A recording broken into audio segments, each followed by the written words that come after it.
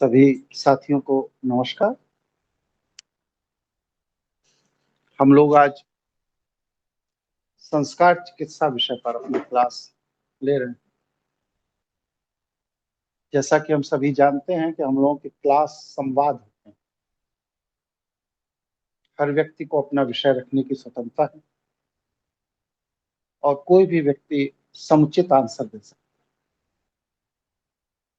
इसी क्रम में आज जो कक्षा ली जा रही है, इसमें कल हम लोगों ने पूर्वाग्रह विषय पर काफी चिंतन किया।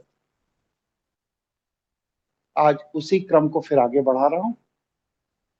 जिन साथियों ने पूर्वाग्रह पर कुछ विचार किया हो, कुछ चिंतन किया हो, कुछ लेखन आदि किया हो, कुछ बिंदु निकाले हों, वो साथी एक एक करके अपनी बात रखें। उनके विषय पर चिंतन करने के बाद फिर नियमित कक्षा आरंभ की जाए। बताइए। प्रणाम गुरुजी, विपिन बंसल बोल रहा हूँ। हाँ, नमस्कार बंसल जी। मैंने एक्चुअली में 7-8 पॉइंट नोट किए हैं, एक एक करके रखना चाहूँगा। पहला तो यही था कि मंगलवार और शनिवार को बाल एवं नाखून नहीं काटना, जो कि मैं कल समझ में आ गया, वो उसको मैं छोड़ देता हूँ। दूसरा था शाम को झाड़ू नहीं लगाना, मतलब दिन ढलने के बाद। ये भी मैंने कुछ 3-1 साल पहले ठीक कर लिया था। उसके पीछे मुझे जो रीज़न समझ में आया था वो किसी ने बताया ही था, मेरे साडू जी ने वो ऐसा कुछ बताया था कि पहले के ज़माने में शायद दीपक वगैरह होते थे तो लाइट नहीं होती थी, तो और सोने चांदी के अपने आभूषण वगैरह पहनते थे, तो उस टाइम के हिसाब से उस काल में झाड़ू लगाने को इसलिए मना करते होंगे लोग कि वो कहीं कुछ निकल जाए और वो झाड़ू के साथ बाहर निकल जाए, तो इसलिए शायद शाम के वक्त या ढलने के बाद झाड़ू। ठीक है, सही कह रहे हैं, सही कह रहे हैं। तो वो वाला मैंने ठीक कर लिया है। वो बात लगे कि हमारी फैमिली में उसको ठीक करने के लिए थोड़ा अभी भी चलता रहता है, तो वो लिख लीजिएगा। कोई बात है संडे को तुलसी में पानी नहीं देना, या संडे को ही सूरज ढलने के बाद तुलसी के पत्ते नहीं तोड़ना, जो कि एक आम आदमी नहीं तोड़ सकता, लेकिन कोई ब्राह्मण या मतलब उस जाति के लोग तोड़ सकते हैं ऐसा। अब वो शाम के बाद नहीं तोड़ना, ये हो सकता है, ये उसका एक रीज़न दिया जाता है कि पौधा सो जाता है, लेकिन मुझे असलियत नहीं पता। पानी ना देने का कारण मुझे नहीं पता, लेकिन ये बताया जाता है कि तुलसी जी व्रत रखती हैं संडे का, तो अगेन वो संडे वाला कॉन्सेप्ट तो आपने कल बता दिया, लेकिन फिर भी इसके पीछे कोई और विज्ञान है वो नहीं पता। ये एक तीसरा पॉइंट है। मैं चौथे पॉइंट पे बढ़ता हूँ। ये थोड़ा सा अलग है कि जैसे संभोग वगैरह कर लेते हैं पत्नी के साथ, तो अगले दिन कोई नए कार्य में सफलता नहीं मिलती, चाहे वो ऑफिस की कोई प्रेजेंटेशन हो या कोई मीटिंग हो, थोड़ा ग्लानि का भाव आ जाता है, पता नहीं क्यों, जबकि ये शारीरिक नीड भी है। ये चौथा है। पांचवा है, जब भी कोई कार्य करो किसी भी गुरुजी के बताए हुए को, गुरुजी मतलब किसी भी वैष्णव गुरुजी के बताए हुए को, या मान लीजिए बड़ों ने बोला कि आरती ऐसे ही लेनी है या चप्पल उल्टी नहीं रखनी है, तो वो उनके टोटके, अगर टोटके पर थोड़ा अलग हो गया, लेकिन अगर मान लीजिए उन्होंने जो बोला कि वो शाम की आरती इतने बजे ही करनी है या ऐसा कुछ, तो नहा के ही आरती करनी है, तो वो सब अगर फॉलो करना ना करने में उनका ये कहना कि ये सब तर्क वितर्क का विषय नहीं है, लेकिन ऐसे ही मानना चाहिए बस, कि वो जैसे लड़का होने पे ही कुआं पूजन करना, लड़की होने पे नहीं, वो बात अलग है। ऐसे कई एग्जाम्पल ऐसे भी हुए हैं कि लड़की होने पे भी कुआं पूजन करते ही हैं ऐसा।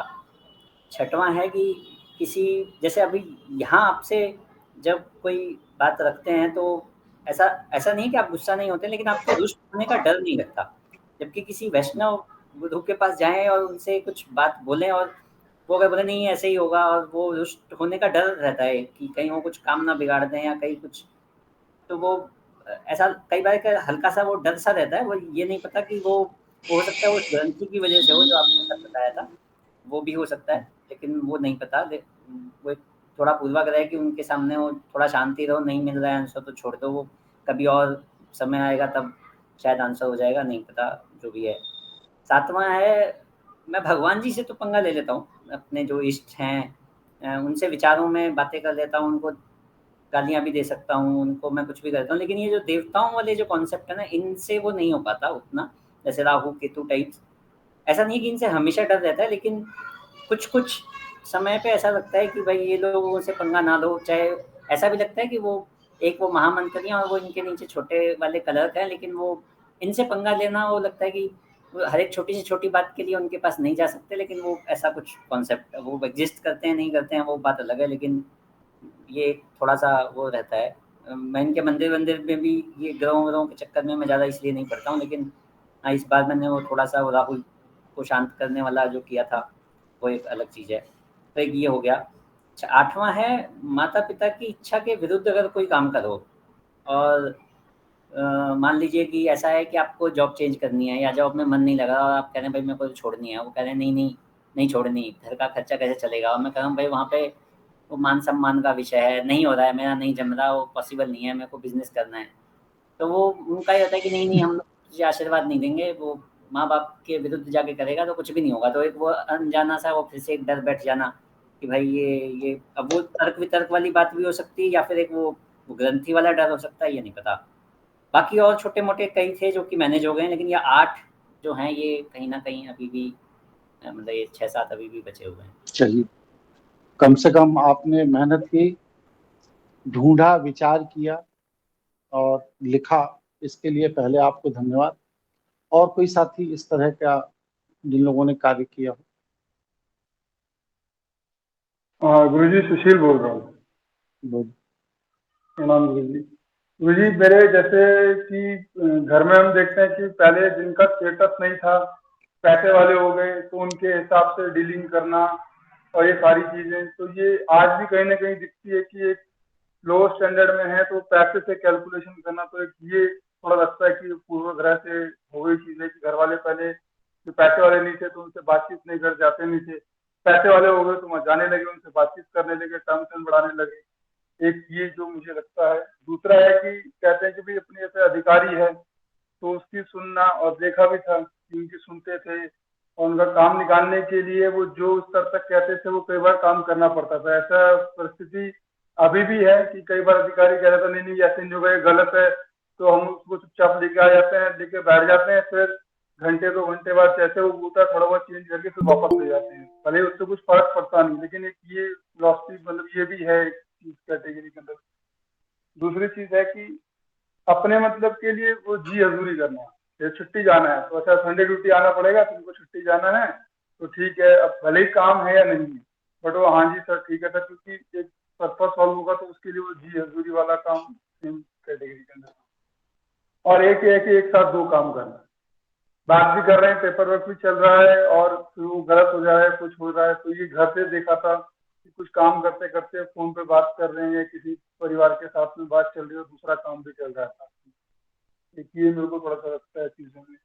और ठीक। एक मेरे है कि एक और है भाई इसमें कि किसी के जैसे किसी ने कुछ कहा काम करने के लिए कि भाई ये काम आपको पर किसी से पर्पज सॉल्व करना है नेक्स्ट जाकर के, मतलब जिससे कोई लेना देना नहीं है, लेकिन किसी ने बताया कि भाई फला आदमी आपका काम कर सकता है, लेकिन आपको जाके वहां पे उसके साथ में उसकी कुछ चीजें हैं उनको पूरा करना पड़ेगा, सामान शिफ्ट करना है या कुछ और चीजें। तो ये 2-3 चीज। और भोजन को लेके था, जैसे बच जाता है तो रात में रख दिया, आप सुबह खा लो, उसको क्यों फेंकना है, तो वो भी एक थोड़ा सा है। हम्म, ठीक। और कोई साथी अपना बात रखना चाहते हैं? एक पॉइंट रह गया था गुरुजी मेरा इसमें, एक संग्रह करने की, जैसे पिताजी को देखा तो वो संग्रह करते थे चीजों का, जिनका यूज अभी मैंने देखा नहीं कि 20 साल में भी वो, अभी ऐसे थोड़े बहुत मेरे भी था कि इसको रख लेते हैं कभी काम आ जाएगी, ये जो संग्रह करने की है उसका यूज होगा नहीं वो भी नहीं पता, संग्रह करने की जो प्रवृत्ति है। ठीक। और कोई साथी अपनी बात कहना चाहते हैं? जी गुरुजी प्रणाम। बोलिए। पहले सोमनाथ जी बोलिए, फिर दीपक जी। जी गुरुजी, मेरे 2-3 थे गुरुजी। एक ये था कि शाम को खाना नहीं खाना और मुख से दीपक नहीं जलाना, और इस तरह से कि इस दिन इस दिशा में नहीं जाना, ये 2-3 थे बस। ठीक। दीपाली। जी प्रणाम गुरुजी। गुरुजी, मैं तो आपसे काफी टाइम से जुड़ी हुई हूँ, ज्योतिष क्लास भी की है, तो तभी से काफी मैंने सुधार करने की कोशिश की करी खुद पर। जैसे ज्योतिष से पहले मुझे ग्रहों से बहुत डर लगता था, जैसे शनि की महादशा कोई बताता था चल रही है, किसी की फैमिली में सड़ी सती चल रही है, ढैया चल रही है, तो मैं बहुत डर जाती थी। पर ज्योतिष पढ़ के मुझे ये लगा कि कोई ग्रह बुरा नहीं होता है, यदि हम अपना जीवन अच्छे से सकारात्मक तरीके से जिए, तो उससे ग्रहों को लेके डर खत्म हो गया मन से। और दूसरा, सबसे दुनिया वालों से एक्सपेक्टेशन खत्म हो गई, रिश्ते से इतना ज़्यादा नहीं रखती मैं, तो जिससे कि एक्सपेक्टेशन खत्म हो जाती है तो इतना वो भी नहीं होता, कोई दुःख भी नहीं होता। और भगवान से शिकायत करने की जगह मैं उन्हें थैंकफुल रहती हूँ कि जो है उसके लिए मैं धन्यवाद करती हूँ। और कुछ अप्रिय हो रहा होता है तो उस पे भी मैं ईश्वर पे पूरा भरोसा रखती हूँ कि जो होगा अच्छा ही होगा, और शायद जो हो रहा है उससे कुछ सीखने को मिलेगा हमें, और कुछ और आगे अच्छा ही होगा। बाकी दिन, वार, पूजा पाठ और व्रत को लेके जो वहम थे वह सारे दूर हो गए। बस ये है गुरुजी। और बाकी कोई एक साथ? है गुरुजी, बस हम्म, कि जैसे कोई अच्छा व्यवहार नहीं करता तो कि जैसे कल मैंने बोला कि मैं उनके लिए अच्छे विश मांगती हूँ कि वो हमेशा खुश रहें। बस वही है, कभी-कभी वो फेस टू फेस आ जाते हैं तो थोड़ा-थोड़ा मन विचलित हो जाता है कभी-कभी, तो बस वही सुधार करना है। ठीक। और कोई साथी कोई बात कहना चाहते? जी, मैं राजकिशोर सिन्हा बोल रहा हूँ। हाँ, नमस्कार।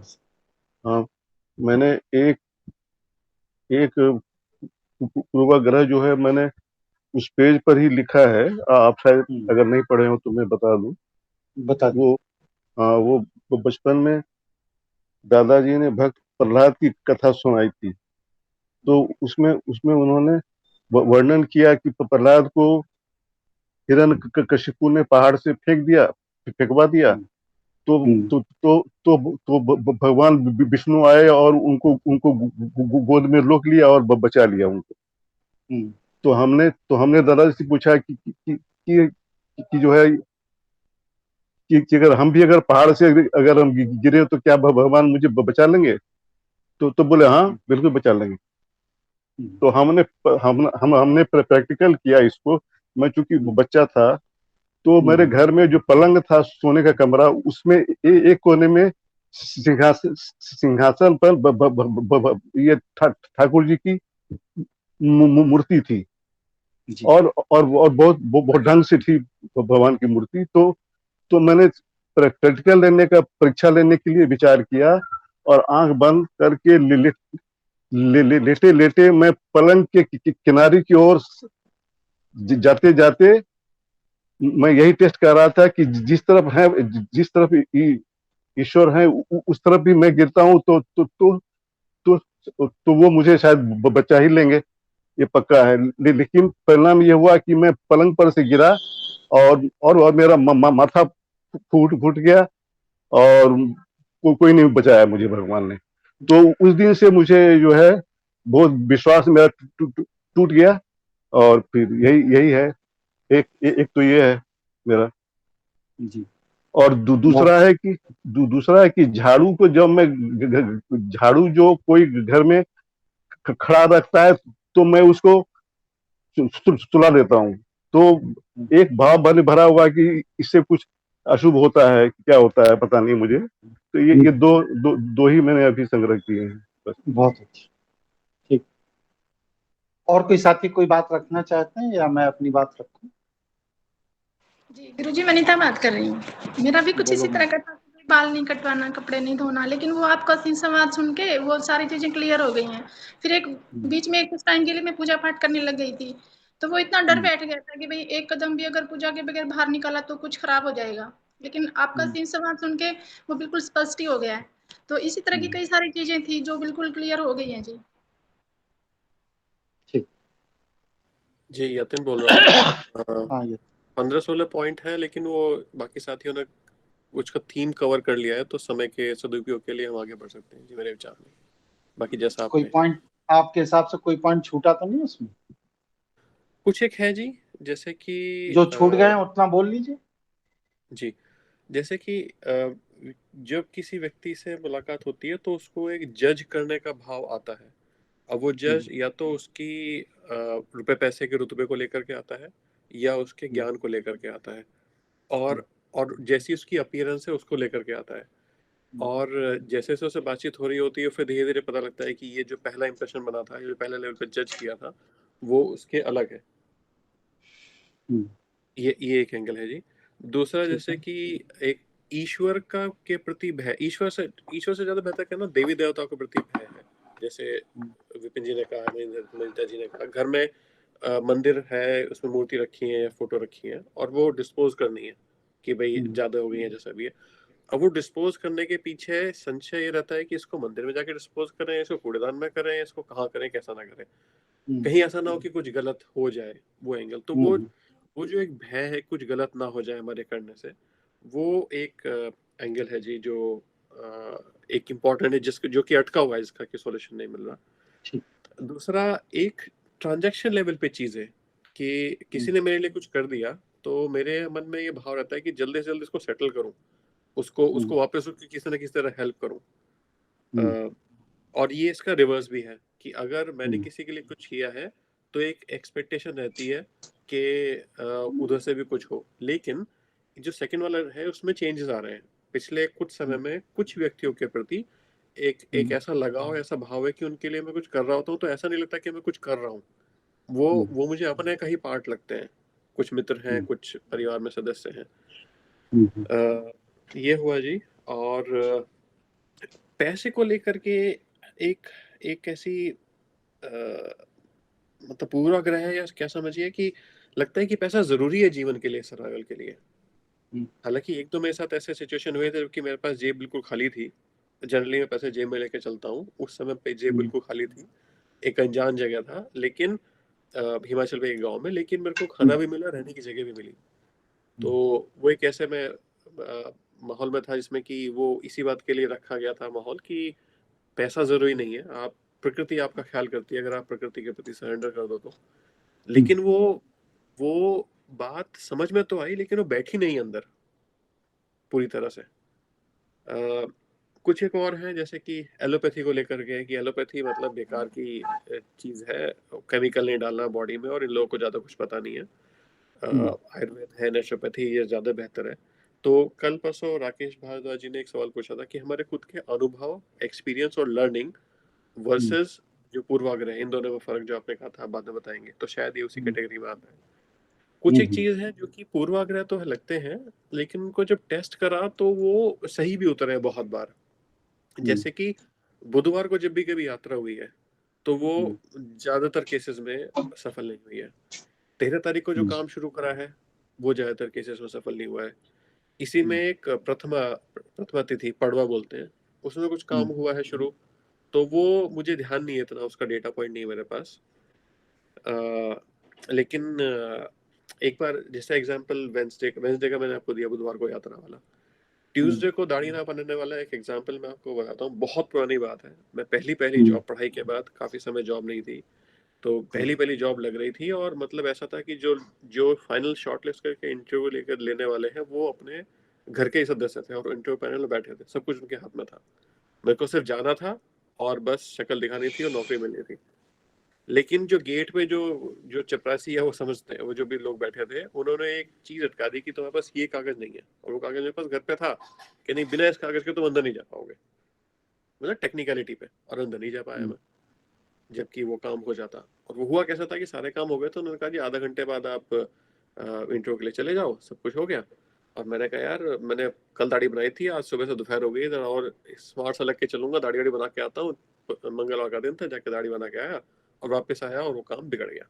तब से बात मन में बैठ गई कि मंगलवार को दाढ़ी नहीं बनानी। इन सब से और बेहतर रीजन, इन सब से और इतर चीज ये है कि जो ये पूर्वाग्रह मन में है, इनको गलत क्यों प्रूव करना है। मतलब अगर कोई कह रहा है भाई शनिवार को लोहा नहीं लेना चाहिए, और हम कह रहे हैं कि भाई लो या नहीं लो फर्क नहीं पड़ता, हालांकि कल आपने बताया था, लेकिन मैं सिर्फ एग्जाम्पल के लिए बता रहा हूँ। तो मन में भाव आता है कि मुझे क्यों ये बात प्रूव करने की जरूरत है कि नहीं, मैं शनिवार को पहले तो लोहा लूं, फिर उसको बताऊं कि हाँ भाई ये गलत था। मैं क्यों नहीं, मैं उस चीज से बच के चलूं। अगर कोई कह रहा है तो उसकी बात पे मैं भरोसा करके आगे बढ़ सकता हूँ।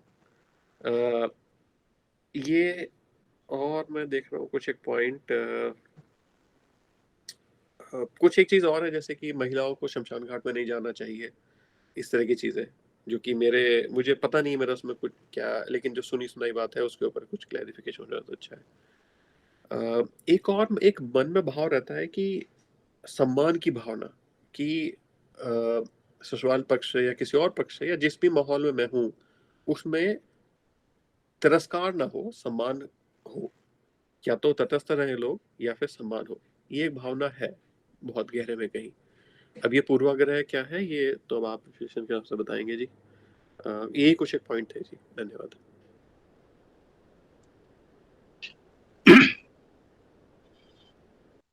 देखिए, इसमें बहुत सी चीजें जो हैं वो पूर्वाग्रह के दायरे में नहीं है, वो सूचनाएं। सूचना और पूर्वाग्रह में अंतर। जैसे इतनी बातें आप लोगों ने जो कही, इन कहने के किसी भी बात का कोई स्रोत आप नहीं बता पाएंगे। जैसे कि यति की ही बात को ले लेते हैं, एक उदाहरण ले रहा हूं। जैसे मैं दैनिक दाढ़ी बनाता हूं। कभी आपने किसी भी सेमिनार में 1 साल के क्लासेस में मुझे बढ़ी हुई दाढ़ी में नहीं देखता।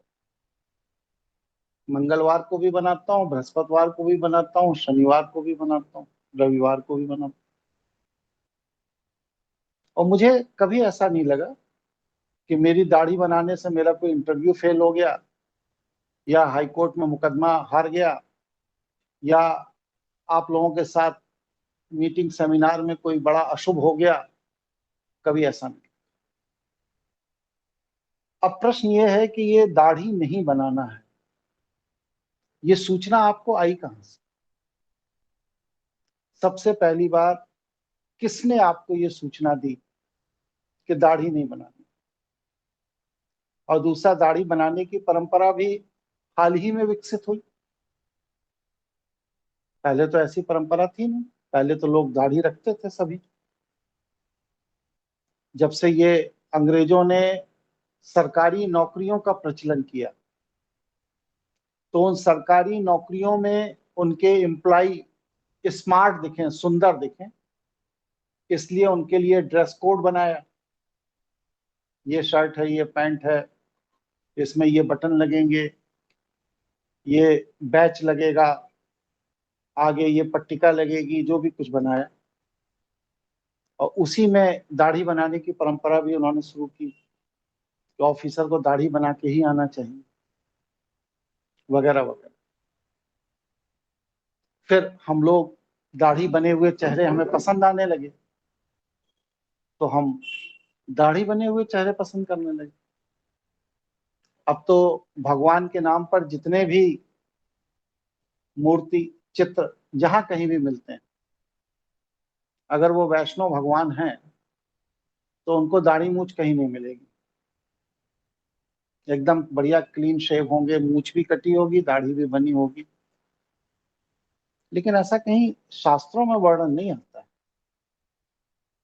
अगर किसी के ज्ञान में हो कि रामचंद्र जी की दाढ़ी बनाने वाले नौवे का क्या नाम था, तो भाई हमें बताइए, क्योंकि मुझे तो नहीं मिला। या रामचंद्र जी जब वनवास गए थे तो भाई जटाओं में तो उन्होंने चलो बरगद का दूध लगा लिया था, और जटाएं आपस में गुथ गई थी, लेकिन दाढ़ी भी तो निकली होगी।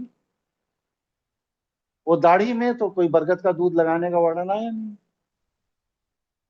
और ना ही कहीं दाढ़ी बनवाने का वर्णन आया है कि साहब जटायु के भतीजे आते थे, रोज उस तरह से दाढ़ी बना जाते थे। ऐसा भी कहीं नहीं। कुल मिलाकर कहने का तात्पर्य यह है कि हमारी एक अपनी यथार्थ दुनिया है, एक अपनी काल्पनिक दुनिया है। हमारा जो मूल स्वभाव है वो जब तक पूर्वाग्रह के प्रभाव में नहीं है, सूचनाओं के प्रभाव में नहीं, तब तक वह मौलिक है। जैसे अभी यति ने कहा कि 13 तारीख हमको शुभ नहीं है, तो 13 तारीख का कैलेंडर बनाने की व्यवस्था ही 1200 साल पुरानी है। इसके पहले 13 तारीख होती ही नहीं थी। और ये जिस कैलेंडर को हम लोग फॉलो करते हैं, यह कैलेंडर निर्माण की पद्धति भी 6 बार पोप डिवाइस कर चुके हैं, क्योंकि भाई पोप के द्वारा ही विकसित की गई थी लगान वसूलने के लिए। इसको भी 6 बार पोप चेंज कर चुके हैं। तो एक ये सूचना है अंक ज्योतिष में कि 13 नंबर अशुभ, 4 नंबर अशुभ, 9 नंबर युद्ध कराता है। तो ये सूचना है। उस सूचना के आधार पर आप हमारे पास लेखों के माध्यम से, व्हाट्सएप, इंटरनेट के माध्यम से, कुछ पब्लिश्ड किताबों के माध्यम से, परिवार के लोगों के साथ या मित्रों के साथ बैठकर चर्चा होने के माध्यम से जब हम शुभ अशुभ पर चर्चा करते हैं, तो ये उदाहरण हमारे सामने आ जाते हैं। बहुत से होटलों में मैंने देखा कि कमरे के नंबर में 12 नंबर और फिर 12B रूम नंबर लिखा रहता है, 13 नहीं लिखता। लेकिन अगर इस तरह से हम देखें तो हाईकोर्ट में जो लिस्ट निकलती है मुकदमों की, उसमें तो 13 नंबर के जितने मुकदमे उतने रोज वकील को हार जाने चाहिए, अगर 13 इतना अशुभ अंक। या 13 तारीख को कोर्ट में जितने मुकदमे लगते हैं सारे मुकदमे वकीलों को हार जाने चाहिए। या 13 तारीख को फैक्ट्रियों में जहां कहीं भी जो भी काम होता है वो सारा उत्पाद नष्ट हो जाना चाहिए, सारे कल कारखाने, फैक्ट्री, मशीनें सब खराब हो जानी चाहिए 13 तारीख को। ये क्या है? ये सूचना का भय। जैसे कोरोना, ये क्या है? ये एक सूचना, बौद्धिक हमला। आपकी बुद्धि पर सुबह से शाम तक 200 बार ये बताया गया कि कोरोना एक घातक वायरस है जिसके चपेट में आते ही आदमी मर जाए।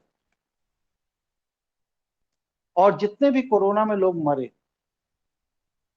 इनमें 95% लोग वो थे जो कोरोना के भय से मरे, कोरोना ने उनको नहीं मारा।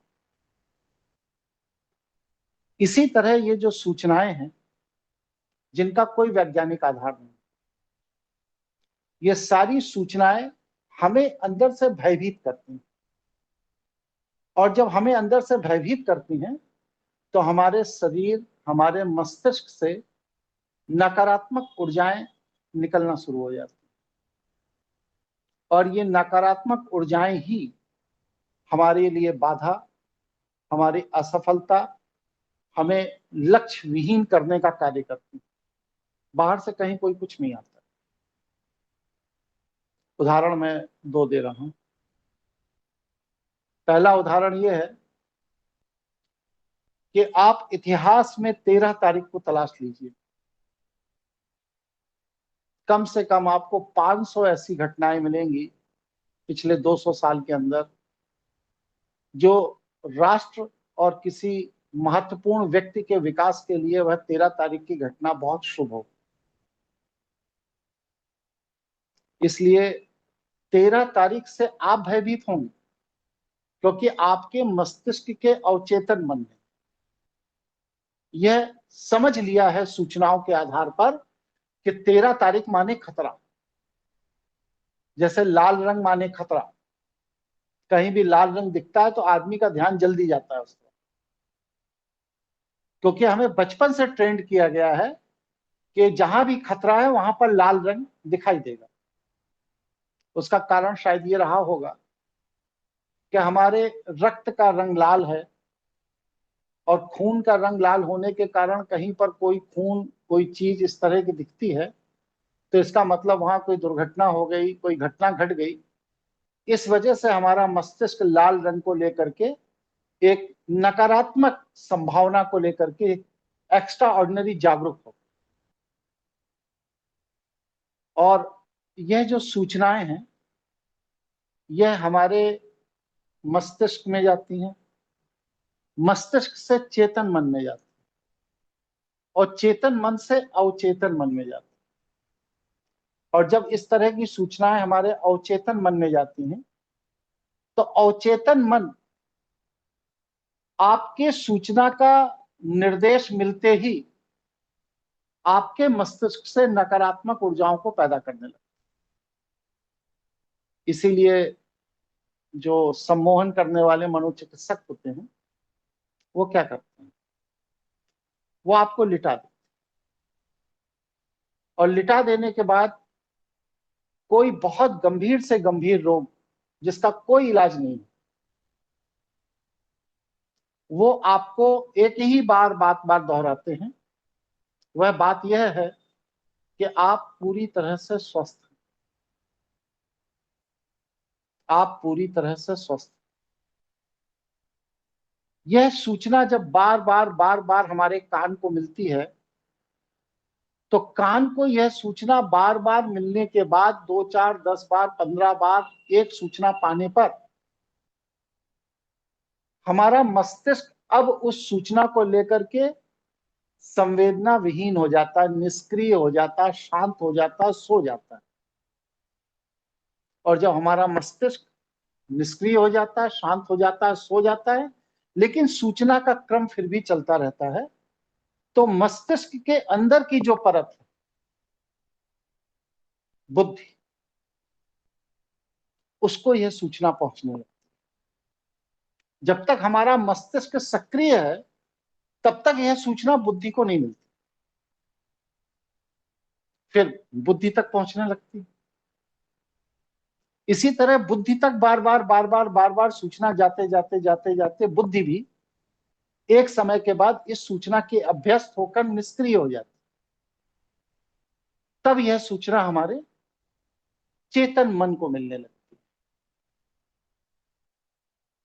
और हमारा चेतन मन इसको स्वीकारने लगता है कि मैं पूरी तरह से स्वस्थ हूं।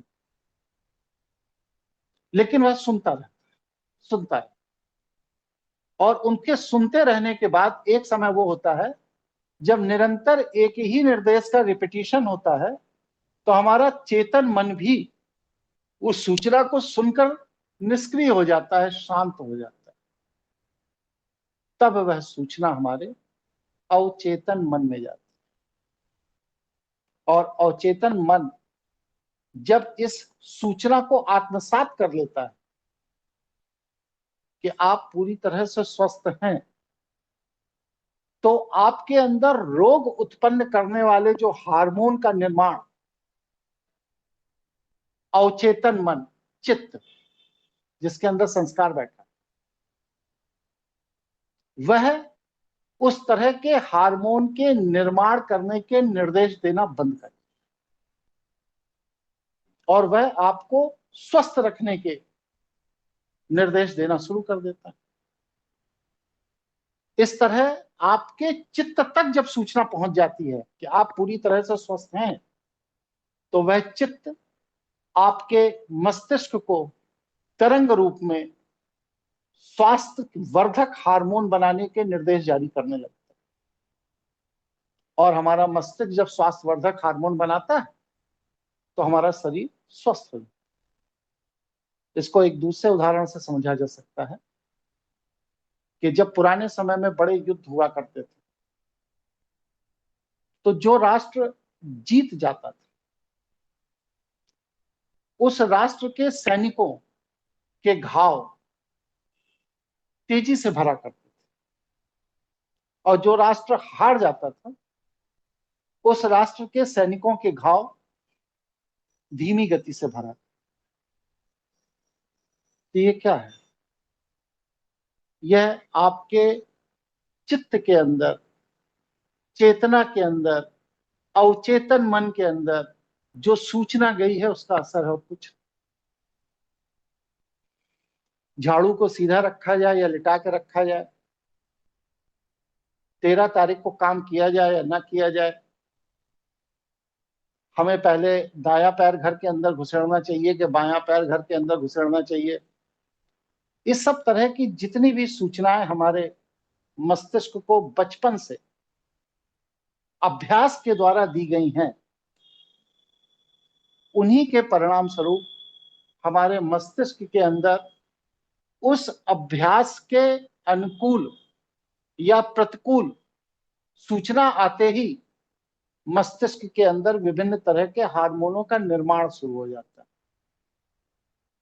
और जब वह हार्मोन का निर्माण शुरू होता है तो हमारी मानसिक तरंगें हमारी ही शक्तियों का उपयोग करके हमारे लिए बाधा या सहयोग दोनों ही स्थितियां पैदा करने लगती।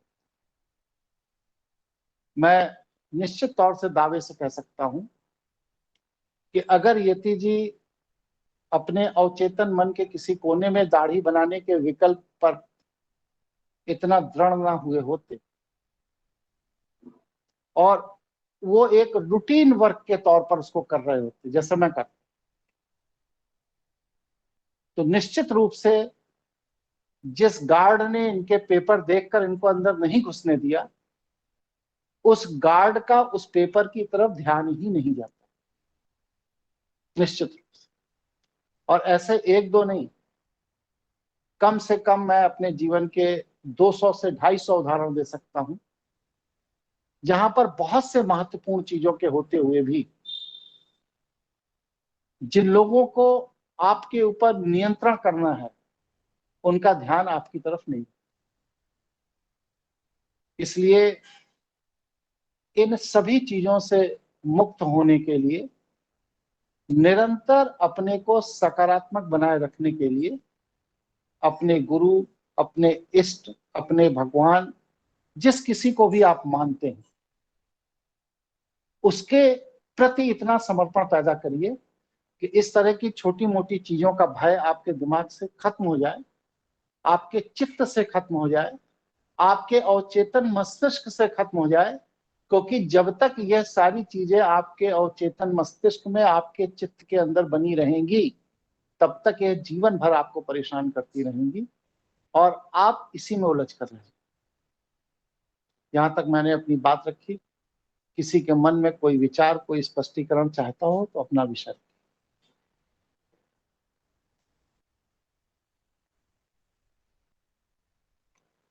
ये बात से मैं सहमत हूँ जो आपने अवचेतन मन वाली बात कही है गुरुजी।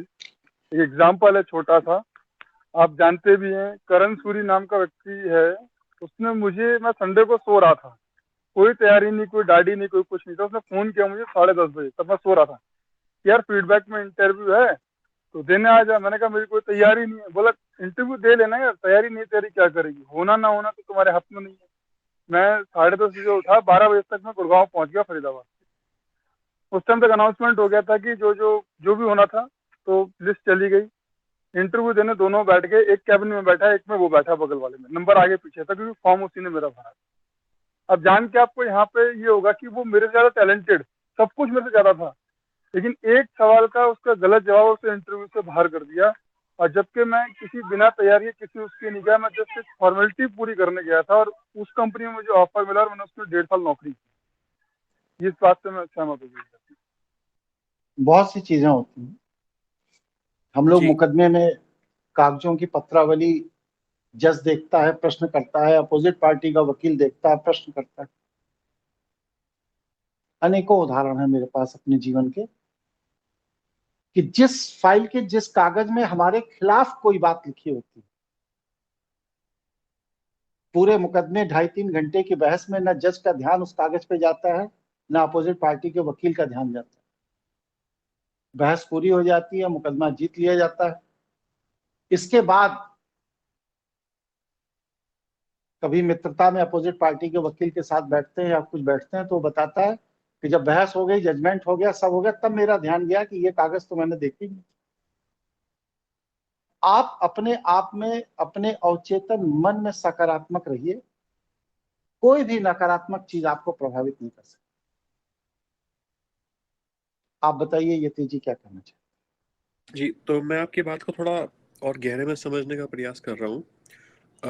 अब बताइएगा मैं सही समझ रहा हूँ कि नहीं, कि हम ऐसी स्थिति में होते हैं कि हम ये कह रहे होते हैं कि ऐसा ना हो जाए, ऐसा ना हो जाए, ऐसा ना हो जाए, जाने अनजाने, तो वैसा सोचने की वजह से ही वो जो नहीं होना चाहिए, मतलब जो नेगेटिव, वो हो जाता है। देखिए, प्रकृति जो है ये न शब्द को डिटेक्ट नहीं करती।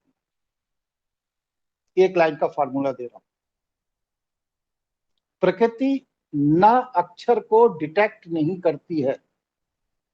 प्रायः आपके साथ ऐसा होता है कि आपको शर्मा जी से नहीं मिलना है और आप अपने मन से यही विचार करते हुए आ रहे हैं कि कहीं शर्मा जी हमको ना मिल जाए रास्ते में, और संयोग ये होता है कि जहां आप मोटरसाइकिल खड़ी करते हैं वहीं शर्मा जी सामने खड़े दिखाई दे जाते हैं। तो वो जो शर्मा जी सामने खड़े दिखाई दे जाते हैं वो आपके मानसिक चिंतन का असर। इसलिए अपनी पूरी वाक शैली में, सोचने समझने जिंदगी जीने के तरीके में न अक्षर न शब्द का प्रयोग पूरी तरह से बंद कर दीजिए। आप अपने पूरे के पूरे चिंतन शैली में न शब्द अगर छोड़ देंगे तो आप देखेंगे आपके जीवन में बहुत कुछ ऐसा हो जाएगा जिसकी आप अभी कल्पना नहीं कर सकते, क्योंकि न शब्द संशय का प्रतीक है। और जो मन, चित्त, बुद्धि संशय में रहती है वो सदैव डरी और भयभीत रहती है, किसी परिणाम तक कभी नहीं पहुंचती। इसलिए संशय को छोड़ना है तो अपनी जीवन शैली में न शब्द को छोड़ना पड़ेगा। ठीक है यति जी? जी, तो क्या ये ना शब्द नाम में भी असर डालता है, नितिन, यतिन, इस तरह नहीं में? नहीं, तो ना नहीं, आपके संशय की प्रवृत्ति की बात हो रही, जी जी जी, ना शब्द की बात नहीं। वो तो आप अंक ज्योतिष में चले गए। जी। तो बहुत बार होता ऐसा है कि जैसे आपने बताया ना कि अभी कि वो संशय होता है और संशय है और वो चीज घट जाती है, तो वो संशय और दृढ़ हो जाता है। होगा ही, क्योंकि वह संस्कार के रूप में आपके चित्त के अंदर छिपा बैठा है 13 तारीख, और जैसा ही उसे मौका मिलेगा वो अपने पोषण के लिए आपके अंदर उसी तरह की मानसिक तरंगे पैदा कर देगा। और आपका मस्तिष्क भी 13 नंबर देखते ही तुरंत सक्रिय हो जाता है, आपको पता भी नहीं चलता, और वो सक्रिय हो जाता है। मस्तिष्क से नकारात्मक तरंगे बनने लगती हैं और वो नकारात्मक तरंगे आपको क्षति करने के लिए प्रकृति की ऊर्जा का सहयोग लेकर आपको डैमेज कर देती हैं। क्यों? क्योंकि आपने अपने मस्तिष्क को तैयार ही इसी तरह किया है कि 13 नंबर देखते ही खतरा, इसलिए आप खतरे में चले जाते। इसके विपरीत आप ये सोचिए कि 13 नंबर माने शुभ, आज 13 आ गया तो मेरा काम होना ही होना है। प्रयोग करके देखिए। जी, यही मेरा प्रश्न था कि जैसे नेगेटिव हम असर आ रहा है, ऐसे पॉजिटिव वाले भी तो इस तरह के कॉनोटेशंस होने चाहिए कि बिल्कुल होते हैं, ये अगर मैं होते हैं। ऐसा कर दूंगा तो पॉजिटिव होगा। यति जी, तो गुरुजी मैं एक मिनट के लिए रोक रहा हूँ। मेरे घर का हाउस नंबर 13 है, 98 से आज तक अभी भी हाउस नंबर 13 है। वो क्लियर मेंशन है हाउस नंबर 13। कई लोगों ने कितना कुछ बोल दिया, तुम्हारा ये हो जाएगा, वो होगा, इसको खाली कर दो, इसको चेंज कर दो। हालांकि कंडीशन जो होती है वो अलग है, लेकिन कभी भी हमें असफलता नहीं मिली किसी चीज में, परेशानी हुई वो अलग है। लेकिन हाउस नंबर 13 है जिसमें मैं रहता हूँ, मेरा घर जो है।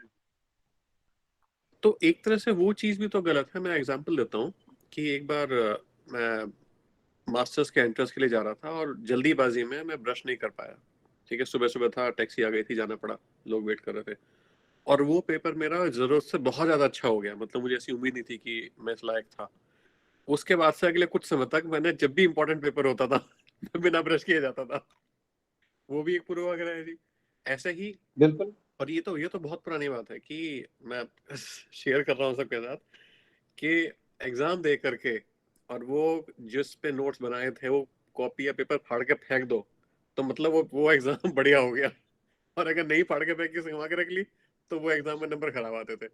ये सभी, हालांकि इसका ये सब आउटपुट आपका आपके अपनी मानसिक तरंगों का खेल है, इसमें कहीं किसी का और दूसरे का कोई रोल नहीं। तो ये भी पूर्वाग्रह में आएंगे जी। बिल्कुल। जी।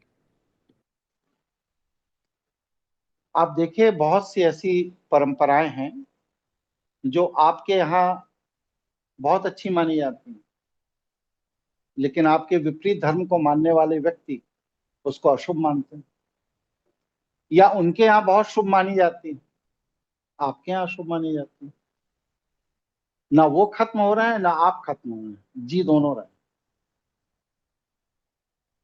ईश्वर को ना आपके 13 नंबर से कोई लेना देना है, ना आपके मंजन करने से कोई लेना देना है,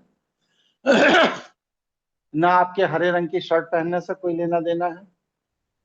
ये सारी चीजें बस सिर्फ आप अपने आत्मबल को मजबूत करने के लिए, जो आत्मबल आपने भ्रम की दुनिया अपने मस्तिष्क में बना रखी है, उस भ्रम की दुनिया का सहयोग लेने के लिए आप करते हैं बस। अगर वह भ्रम की दुनिया का सहयोग आप नहीं लेते हैं तो आपको इन सब औपचारिकताओं की जरूरत ही नहीं। आपके यहाँ एक परंपरा है कि जब भी कोई अच्छे काम पे, बड़े काम पे, महत्वपूर्ण काम पे निकले तो घर में जितने बड़े बुजुर्ग हैं, माता हैं, पिता हैं, चाचा हैं, ताऊ हैं, बाबा हैं, दादी हैं, सबके पैर छू लो, सबका आशीर्वाद ले लो। परंपरा है, चल रही। लेकिन ईसाई देशों में, यूरोप में, अमेरिका में, या रूस चले जाइए, रशिया में कम्युनिस्ट देश है, चाइना में, जापान में, इस तरह का कोई आशीर्वाद लेने की परंपरा नहीं। तो वहां पर ये सब कैसे विकसित हो रहे हैं? वहां तो बिना आशीर्वाद के ही सब काम चल रहा है ना। आपको बचपन से 3 साल की उम्र से ये बताया गया कि माता पिता, चाचा ताऊ के पांव छू के जब जाओगे तो उनका आशीर्वाद मिलेगा तो तुम्हारा काम होगा। न जाने कितने लड़के हैं जो मापा चाचा ताऊ के पैर छू के जाते हैं और सफल नहीं होते हैं, आत्महत्या कर लेते हैं। इसके लिए किसको दोषी कहा जाए? बहुत कुछ ऐसा है जो हम करते आए हैं। हमारे पास जो सूचनाएं हैं, उन सूचनाओं पर विश्वास करके हमने अपने मस्तिष्क को उस हिसाब से ट्रेंड कर रखा है, और हमारा मस्तिष्क उसी हिसाब से ट्रेंड है। इसलिए उसी तरह की सूचनाएं जब मस्तिष्क को मिलती हैं तो हमारा मस्तिष्क उसके पक्ष या विपक्ष की ऊर्जा छोड़ना शुरू कर देता है। और जब वो छोड़ना शुरू कर देता है तो उसी ऊर्जा की शक्ति के साथ ब्रह्मांडीय ऊर्जाओं की शक्ति मिलकर के आपको सफल या असफल बना दे।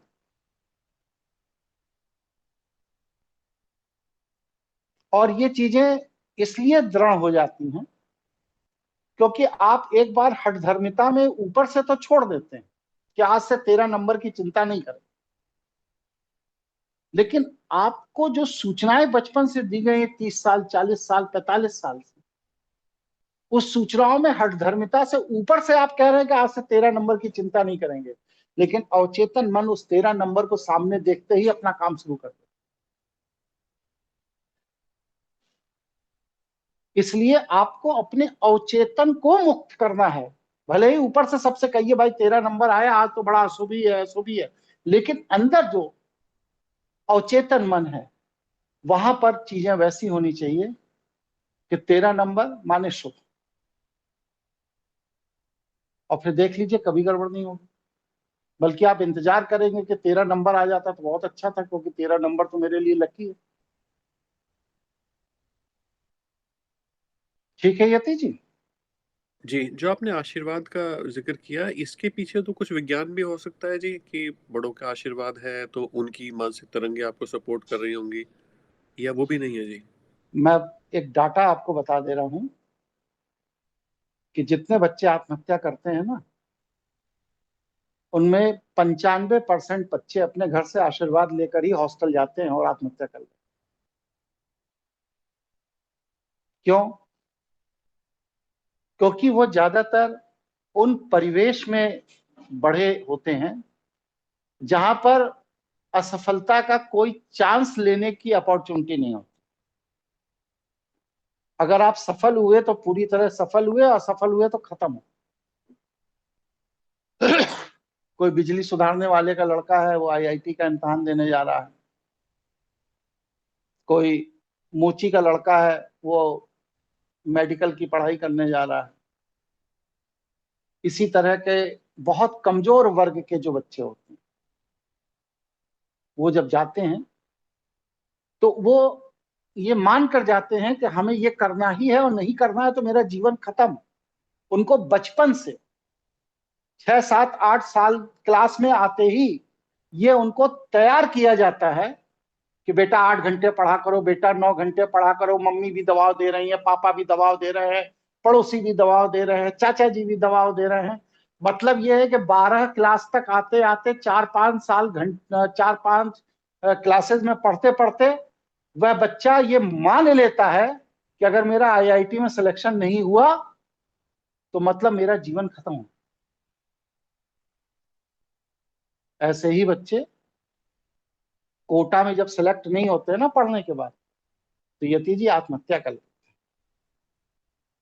जी। लेकिन आप आत्महत्या करने वालों में कभी किसी करोड़पति बाप के बेटे को देखा, जिसके 2-4 फैक्ट्रियां चल रही हैं, वो सब चल रहा है, वो स्मैक के नशे में किसी औरत या किसी दारू के उसमें जा करके प्रपंच में आत्महत्या कर ले, वो अलग बात है।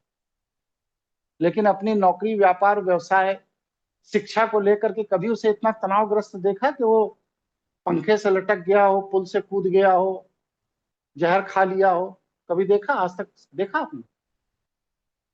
जी नहीं।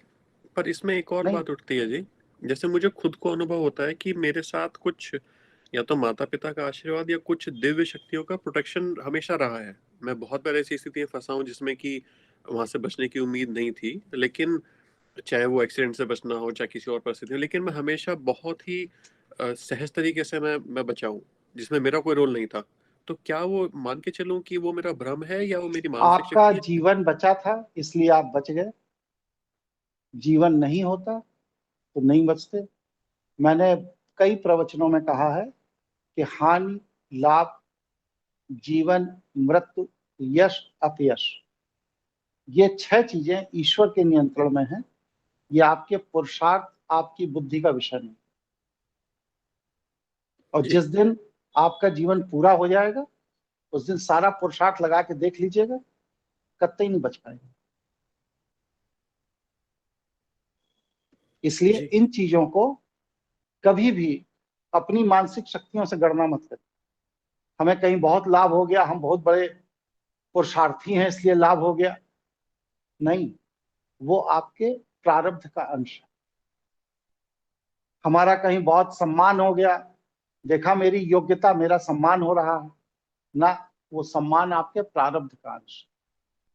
कहीं अपमान हो गया, हानि हो गई, तो अपने को डिप्रेस्ड मत करिए, ये ईश्वरीय व्यवस्था का अंश। और इन 6 चीजों पर अगर आपने रसास्वादन बंद कर दिया, किसी भी हानि की स्थिति में फ्रस्ट्रेट नहीं हुए, किसी भी लाभ की स्थिति में फूले फूले नहीं घूम रहे, किसी के जीवन और मृत्यु से आप प्रभावित नहीं, तो आपको इस दुनिया में कोई आदमी हतोत्साहित नहीं कर सकता। मेरे पिताजी दिल्ली रहते थे, दिल्ली में मर गए,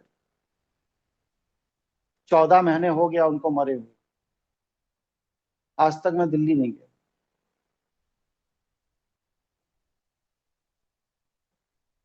तो आप उन चीजों से प्रभावित हो रहे हैं, इसलिए चीजें आपको प्रभावित कर रही हैं।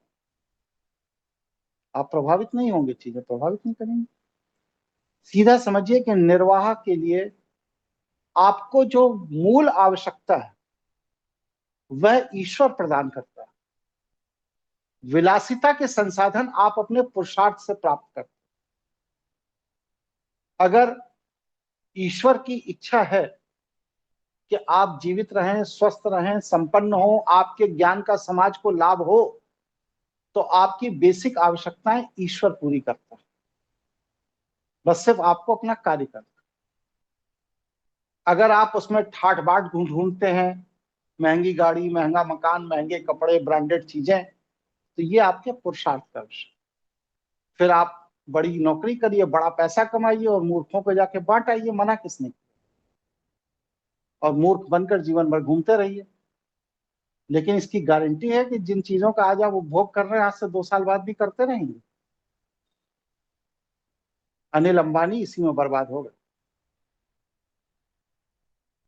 जब अनिल अंबानी जैसे लोग अपने को मेंटेन नहीं कर पाए, तो आपकी और हमारी औकात है?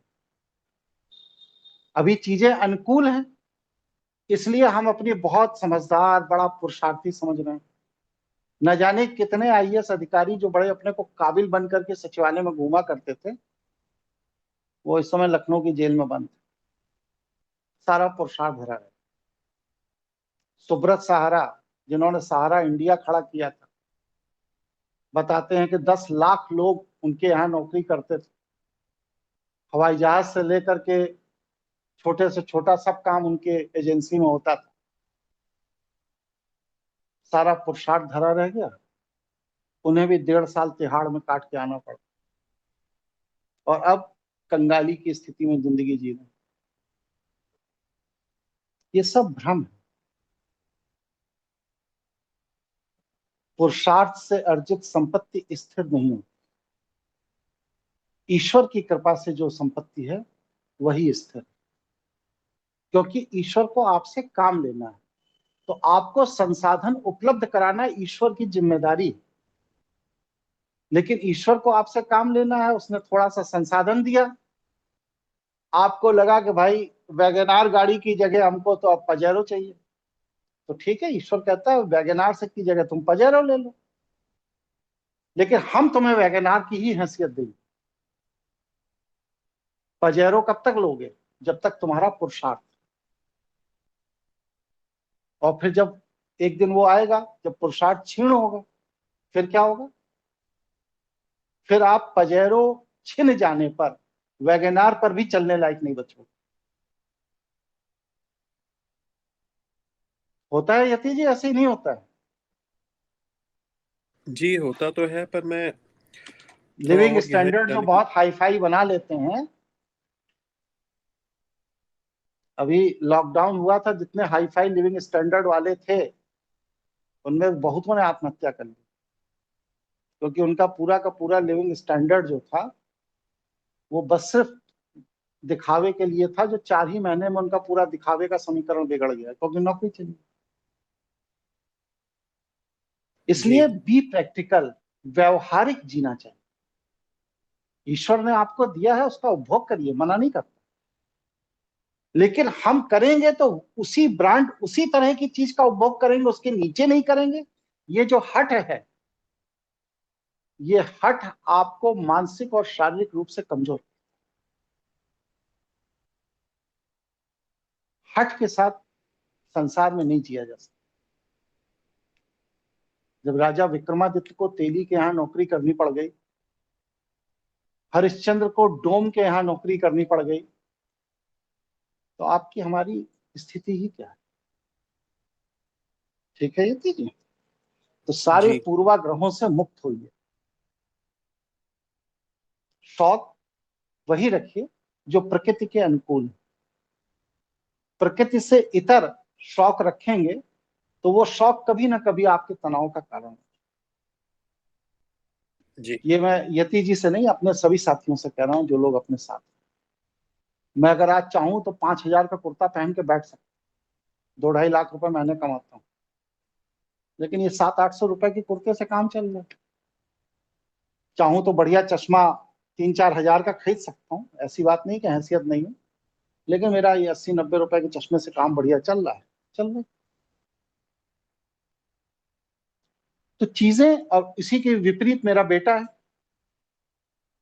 वो जूते ही पहनता है तो 5,000 के पहनता है, ये उसकी अपनी जीवन शैली।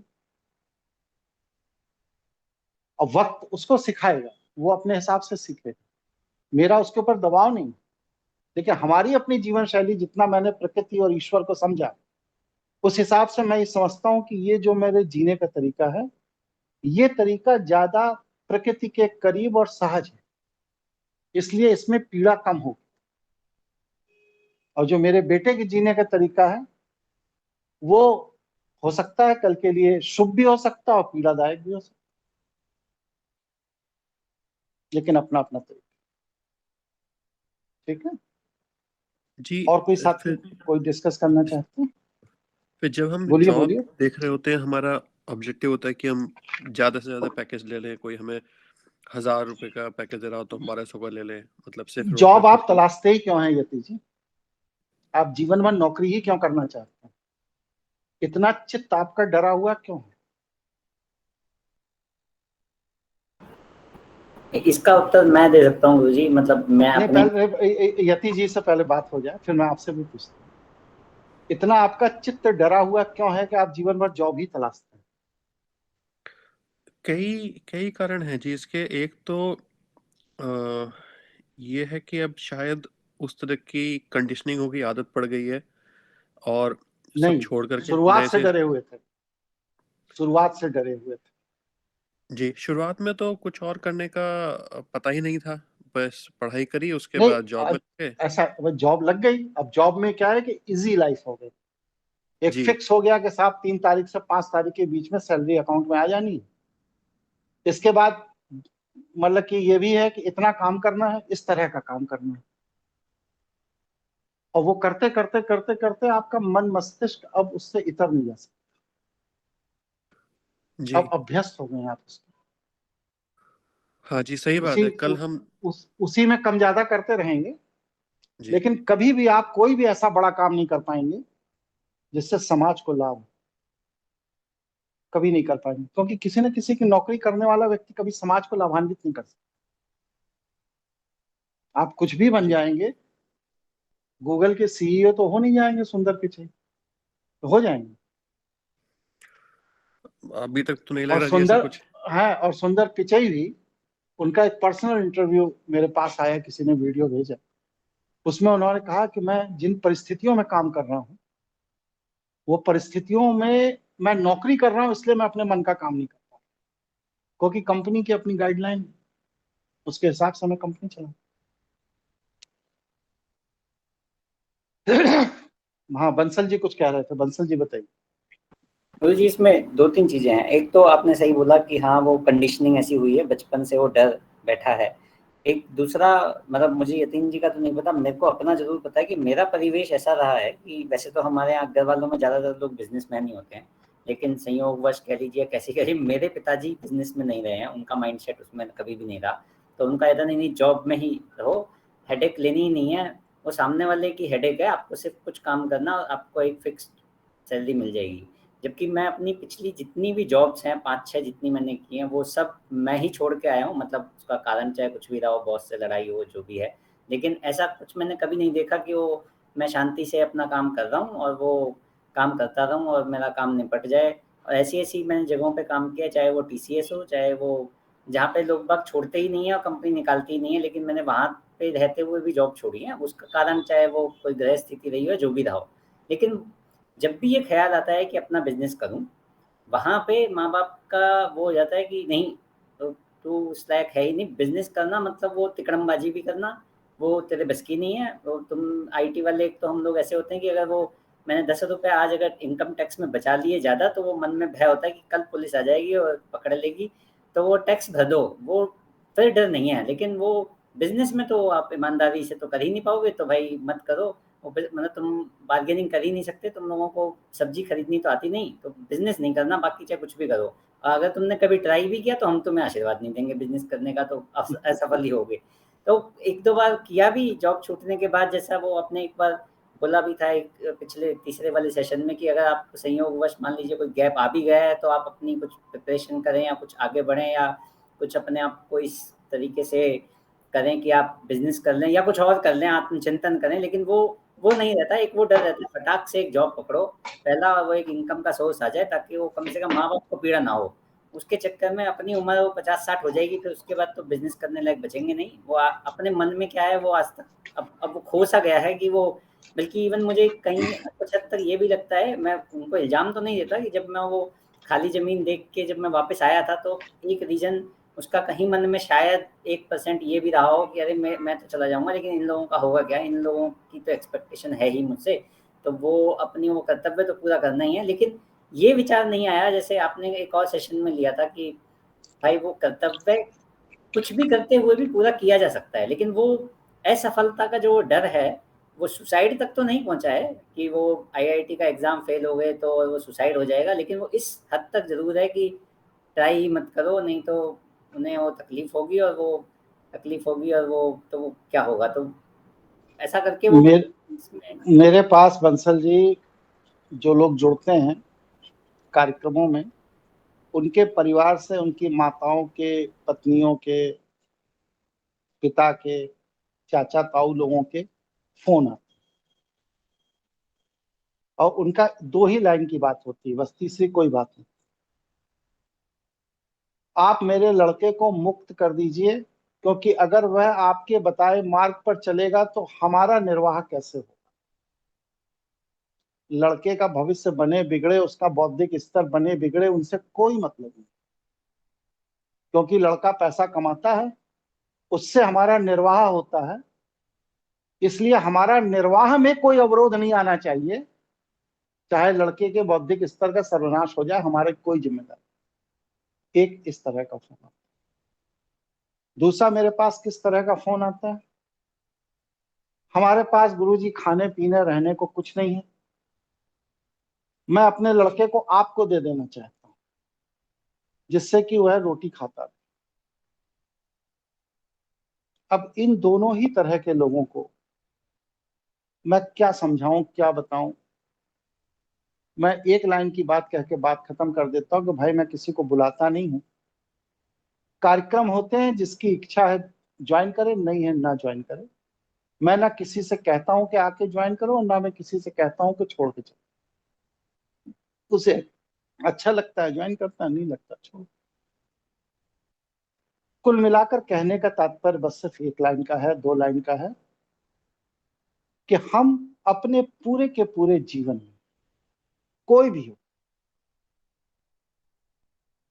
कॉम्प्रोमाइज करते करते करते करते करते करते उस मना स्थिति तक पहुंच जाते हैं जहां पर हम कॉम्प्रोमाइज कर रहे होते हैं और हमें पता भी नहीं होता कि हम कॉम्प्रोमाइज कर। और ये जो मना स्थिति है, ये मना स्थिति इतनी घातक हो जाती है एक समय के बाद कि ये हमें मानसिक रूप से विकलांग बनाती। हम कहते हैं मैंने अपने जीवन में 7 अलग अलग काम किए और 7 काम में सफल रहे। वकालत की, धुआंधार वकालत की, सुप्रीम कोर्ट तक सरकारी वकील रहे, नौकरी की, पूरे उत्तर प्रदेश का प्रभारी रहा। इसके बाद ज्योतिष का काम किया, उसमें भी अच्छा खासा काम किया। आप लोगों के साथ इस समय पढ़ाने का काम 1 साल से आप लोग देख ही रहे हैं, चल ही रहा है। और भी इसी तरह के साइड बिजनेस है, पशु आहार का, ये सब मैंने किए। शेयर बाजार का भी मैंने काफी काम किया, वो सब किए। किसी जगह मुझे लॉस नहीं हुआ और किसी के अधीन कभी नहीं रहा। तो कुल मिलाकर कहने का तात्पर्य एक है कि अगर आप अपने प्रतिभा का सदुपयोग करना चाहते हैं तो आप अपनी मानसिक शक्तियों का आंकलन स्वयं करिए। किसी पत्नी, किसी पिता, किसी पड़ोसी, किसी आचार्य, किसी गुरु जी के कहने पर मत करिए।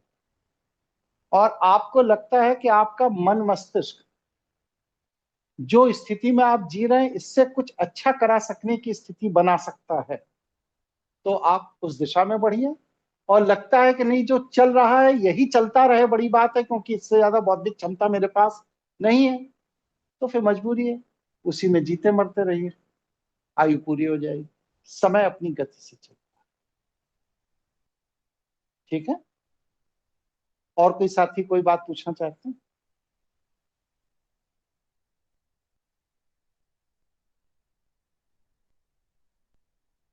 नहीं।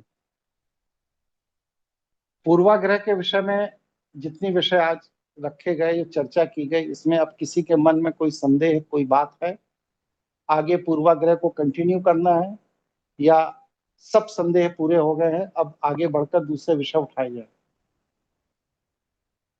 तो जी एक प्रश्न रह गया है, छोटा सा, जो बताइए। तुलसा में पानी देने वाला भी कुछ ऐसा, कुछ उसके पीछे भी साइंस है क्या, वो संडे का वाला, या वो एक दिन छोड़ के ऐसा रहता है? तुलसी के अंदर पारा होता है, और पारे का सीधा संबंध भगवान सूर्य की किरणों से होता है।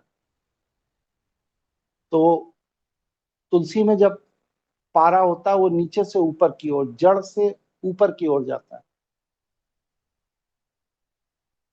और जब आप जड़ों में जल छोड़ देते हैं, पानी छोड़ देते हैं, तो वह पारा की जो गति है जड़ से ऊपर की तरफ, पत्ती की तरफ जाने वाली, शिखा की तरफ जाने वाली, वो गति अवरुद्ध हो जाती है। इसलिए संडे को जल नहीं चढ़ाना चाहिए, क्योंकि रविवार का सीधा संबंध ज्योतिषाचार्यों ने सूर्य से जोड़ रखा है, और तुलसी सूर्य के बिंब के रूप में इस पृथ्वी पर उनका प्रतिनिधित्व करती है। इसीलिए कफ कोढ़ से संबंधित कोई भी रोग होता है तो उसमें तुलसी की पत्ती का प्रयोग किया। ठीक है जी गुरुजी। और शाम होने के बाद या किसी पौधे की पत्ती नहीं तोड़ना, ये तो समझ में आ सकता है कि शायद वो सो जाते हैं, ऐसा बोला जाता है, लेकिन वही पत्तियां एक ब्राह्मण तोड़ सकता है और कोई नहीं तोड़ सकता, ये इसके नहीं, ऐसा ब्राह्मण को कोई सुरखाप के पर नहीं लगे हैं। विशेष परिस्थितियों में अब किसी का जीवन बचाना है, किसी के मरने जीने की बात है, तो पहले आयुर्वेदाचार्य कौन हुआ करते थे? ब्राह्मण हुआ करते। तो उस विशेष परिस्थितियों में उस पत्ती को तोड़ने उखाड़ने का उन्हें अधिकार दे दिया गया, जिससे कि किसी का जीवन बच सके। जैसे कि हनुमान जी पर्वत लेकर आ गए, रात में ही तो लाए थे, और सुषेण ने उसमें से जड़ी बूटियों को निकाल करके लक्ष्मण को ठीक कर दिया, वो भी रात में ही कर दिया। अगर वो इंतजार करते कि सूर्योदय हो जाए तब पत्तियां उखाड़ेंगे, तब दवाई बनाएंगे, तब लक्ष्मण को देंगे, तो लक्ष्मण तो मर गए। क्योंकि आयुर्वेदाचार्य 100% पहले ब्राह्मण ही हुआ करते थे, तो किसी की जीवन रक्षा के लिए आवश्यक हो तो ब्राह्मणों को किसी की जीवन रक्षा के लिए ये विशेषाधिकार दिया गया सामाजिक व्यवस्था में। इससे ज्यादा और ब्राह्मणों को कोई सुरखाप का पर नहीं लगा है, वो भी सामान्य व्यक्ति हैं, जैसे आप हैं वैसे ब्राह्मण। जी ठीक है। और कोई साथी कुछ पूछना चाहते हैं? जी, जैसे घर में विग्रह है, भगवान जी की फोटो होती हैं, इनको डिस्पोज करना होता है, तो उसमें एक भावना रहती है कि कैसे करें। नहीं, विग्रह की बात कर रहे हैं या चित्र की बात कर रहे हैं? जैसे मेरी पत्नी है, घर में 40 ठो दीवार है, तो उनके 45 ठो कैलेंडर टंगे हैं। आप जहां भी निगाह डालो, कहीं वो सरस्वती जी मिल जाएंगे, तो कहीं दुर्गा जी मिल जाएंगे। मैं बहुत मना करता हूँ, लेकिन मानती नहीं। बीच में साईं बाबा भी टंगे मिल जाएंगे उसमें। बाजार में जितने कैलेंडर छपते हैं, मुझे लगता है सबसे पहले इन्हीं को कोई गिफ्ट कर देता, लाके टांग देते। तो आप चित्र की बात कर रहे हैं या विग्रह की बात? चित्र हैं जी, चित्र है, और एक गणेश जी की मूर्ति थी, वो टूट गई थी गिर के, वो भी रखी है जी। तो उनको लपेट कर डिस्पोज कर दीजिए। अगर आप किसी सम्मानजनक तरीके से किसी नदी, कोई जगह, कोई झील कुछ है, तो वहां डिस्पोज कर दीजिए। अगर नहीं कर सकते तो जमीन को खोद करके किसी भी साफ सुथरी जगह पर उसके अंदर गाड़ के ऊपर से मिट्टी डाल दीजिए। जी, तो मतलब चित्र के भी पीछे कुछ ऐसी ऊर्जा होती है? कुछ नहीं, ये सब मन का संतोष। मैंने बताया ना, कल आपको बताया ना कि हम सत्य को नहीं जान पाते। हमारे सूचना और अनुभव के बीच का जो गैप है, वह सूचना और अनुभव के बीच के गैप को हम कहते क्या है? मिथ। कहते ना हिंदू मैथोलॉजी, ये मिथ है। मिथ का तात्पर्य क्या है? मिथ का तात्पर्य है ऐसी चीज जो न सत्य है न असत्य, जिसे आप दूसरे शब्दों में कह सकते हैं माया। एक अंधकार में सांप है, टॉर्च की रोशनी जलते ही वो रस्सी हो जाता है, क्योंकि वो वास्तव में रस्सी है। तो जब तक टॉर्च की रोशनी नहीं है, मतलब आपके ज्ञान की रोशनी नहीं है, तब तक वह क्या है? वह सांप, जो कि आपकी अनुभूति में सत्य है, क्योंकि वह सांप ही है, आपने अनुभव किया। लेकिन जब योगेश मिश्रा गए वहां देखने तो वो टॉर्च जला कर गए देखने, कहाँ है सांप, चलो देखते हैं। और जब टॉर्च जला कर देखने गए तो वहां पर रस्सी पड़ी थी, सांप था ही नहीं। तो ना आप झूठ बोल रहे हो ना मैं झूठ बोल रहा हूं। ऐसी स्थिति जो होती है जहां पर हर व्यक्ति का अनुभव एक ही विषय को लेकर अलग अलग हो जाता है, उस स्थिति को कहा जाता मिथ। वहां झूठ नहीं, असत्य नहीं, मिथ है, माया है। एक ही चीज को आप अपने नजरिए से देख रहे हो, मैं अपने नजरिए से देख, आप भी सही हो अपनी जगह, मैं भी अपनी जगह सही, इसलिए वो माया है। यहां पर जो आपका विषय है ना, ये सब माया का विषय। सारे कैलेंडर, अभी आपने जहां कैलेंडर छपते हैं कभी गए हैं वहां, देखा है? नहीं जी। कैलेंडर जब छापे जाते हैं ना तो उन्हीं के छापा खाने में वो कैलेंडर जमीनों पे पड़े रहते हैं और उन्हीं से ऊपर से लेबर निकलती रहती दिन भर, और उसी कैलेंडर का एक टुकड़ा फाड़ करके उसी पे अचार रख के 2 पूड़ी रख के लेबर खाना खा लेती और उसी कैलेंडर को ऐसे मरोड़ के कूड़ेदान में फेंक देती। कभी बाजार जाइए, हमारी मिसेज तो एक बार गई, लड़ गई। हमने कहा उससे क्यों लड़ रही है, उसका क्या दोष है? ये गई दीपावली का सामान लेने और वो तमाम सारे नीचे रंगोली और स्टिकर सजाए बैठा था। दुकान थोड़ी बड़ी थी, तो जो भी व्यक्ति कहता था ये वाला स्टिकर दो, ये वाली रंगोली दो, तो वो उठता था, उसके ऊपर पैर रख करके दूसरी रंगोली स्टिकर निकाल कर दे देता था। मेरी मिसेज नाराज हो गई कि ये मेरी श्रद्धा का विषय है, तुम लक्ष्मी जी के मुंह पर क्यों पैर रख दे रहे हो, तुम गणेश जी के मुंह पर क्यों पैर रख दे रहे हो। लेकिन वो सुबह से शाम तक, इतनी बड़ी दुकान है, इतना सामान उसकी दुकान में भरा पड़ा है कि अगर वो लक्ष्मी जी के मुंह पर पैर रख के नहीं जाएगा तो दुकान के दूसरे कोने तक जा ही नहीं सकता। अब आपकी भावनाएं आहत हो रही हैं, लेकिन उसका तो व्यवसाय है। और जिस दिन दीपावली का सामान बिक जाता है वो उन सारी चीजों को लपेटता है और बोरे में भर के रख देता है अगली दीपावली के लिए। वहां कोई वो दैनिक उनको ना दिया जला रहा है, ना धूपबत्ती जला रहा है, ना उनको चावल चढ़ा रहा है, ना सिंदूर चढ़ा रहा है। फिर अगली दीपावली को लाता है निकाल के फिर बेच देता। गीता प्रेस में जितने भी चित्र आप कल्याण में देखते हैं ये सब मुसलमान बनाते। अब तो खैर मशीनों से बनने लगे, लेकिन ये बात 1990 तक मैं बता रहा हूं, जब तक कंप्यूटर का इतना चलन भारत में नहीं था। तब तक गीता प्रेस के जितने भी रामकृष्ण वगैरह के जो फोटो छपती थी कल्याणों में, ये सब मुसलमान बनाते।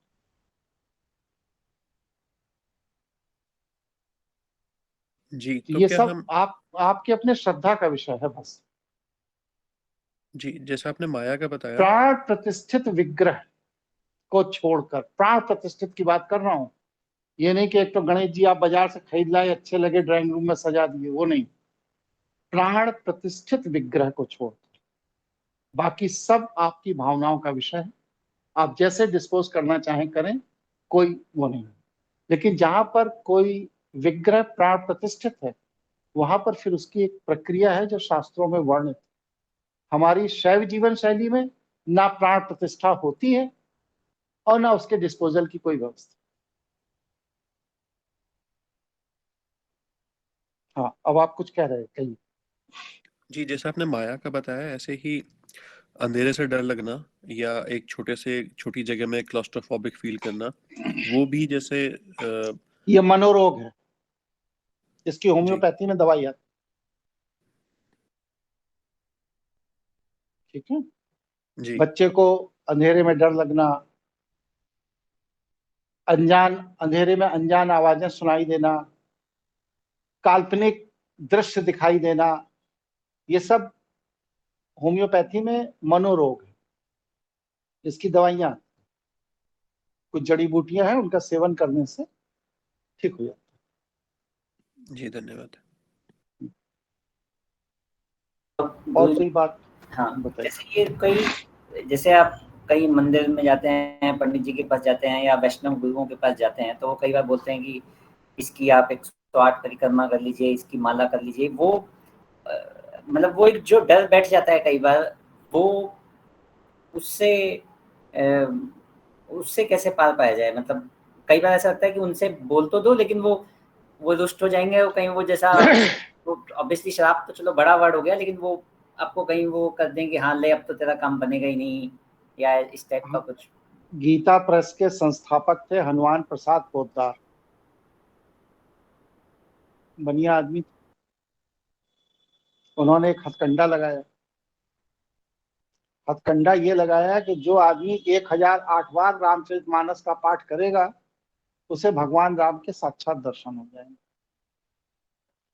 जब इसका प्रचार हुआ तो उनका रामचरितमानस हाथों हाथ धड़ल्ले से पूरे देश में बिकना शुरू हो गया। 2-3 साल लगे भाई, 1008 बार पाठ करना रामचरितमानस का 5 साल का प्रोजेक्ट हो गया, क्योंकि एक पाठ करने में लगभग 24 घंटे कम से कम और अधिक से अधिक 48 घंटे लगते ही हैं, और दिन तो 365 ही है साल में। 1008 बार करना है, उसी में शादी ब्याह भी निपटानी। तो बहरहाल किताबें तो बिक गई लाखों की तादाद में, लेकिन 5 साल बाद किसी को राम के दर्शन नहीं।